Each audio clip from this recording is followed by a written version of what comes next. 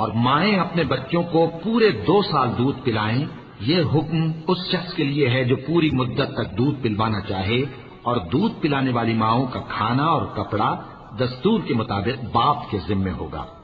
کسی شخص کو اس کی طاقت سے زیادہ تکلیف نہیں دی جاتی، تو یاد رکھو کہ نہ تو ماں کو اس کے بچے کے سبب نقصان پہنچایا جائے اور نہ باپ کو اس کی اولاد کی وجہ سے نقصان پہنچایا جائے،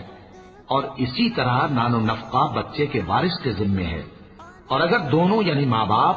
آپس کی رضامندی اور صلاح سے بچے کا دودھ چھڑانا چاہیں تو ان پر کچھ گناہ نہیں،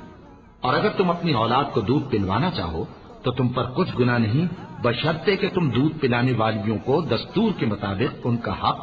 جو تم نے دینا کیا تھا دے دو، اور اللہ سے ڈرتے رہو اور جان رکھو کہ جو کچھ تم کرتے ہو اللہ اس کو دیکھ رہا ہے۔